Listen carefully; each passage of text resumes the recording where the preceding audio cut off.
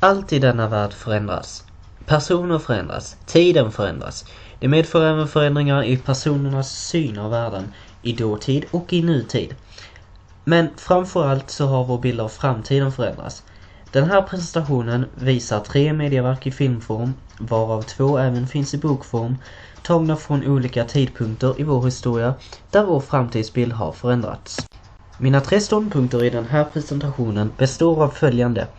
Fahrenheit 451 skapad 1953 av Ray Bradbury. Star Wars vars första film kom ut 1977 skapad av George Lucas. Samt Hunger Games som kom ut i bokform 2008 och i filmform 2012 skapad av Suzanne Collins. Fahrenheit 451 skrevs 1953 av Ray Bradbury. Detta utspelar sig i en framtid där skriven litteratur inte är tillåten och alla böcker bränns vid minsta åsyn. I detta verk ser vi en högteknologisk framtid där vi får uppleva tv upphängda på väggar, robothundar, högteknologisk radio, trådlös teknologi etc. Och allt detta i en dystopi där staten alltid håller ett vakande öga över er. Låter detta bekant? Ja, kom ihåg att denna bok skrevs 1953. Star Wars kommer antagligen allihop känna till.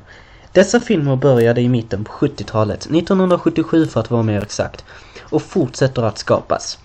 Här utspelas allt i rymden med stora farkoster och intergalaktiskt krig. Vi har utomjordliga raser och allt är teknologiskt avancerat. Vapen, kommunikationsenheter och farkoster inkluderade.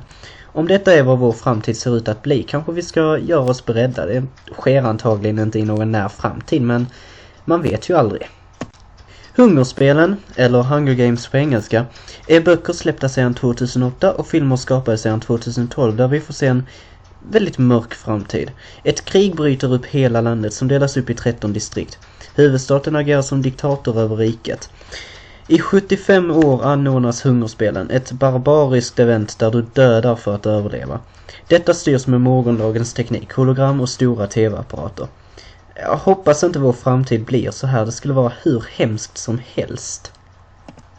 En mindre röd tråd jag märkte när jag läste och såg dessa mästerverk inom medieindustrin är att teknologin alltid är i framfart och alla utnyttjar den. Tekniken blir en central del i varje berättelse. I de flesta framtidshistorierna är också världen väldigt mörk och osäker där ingen vet vad som kommer ske. Jag hoppas att ni har njutit av min presentation. Tack för att ni lyssnade. Det är vi som skapar framtiden. Glöm aldrig det.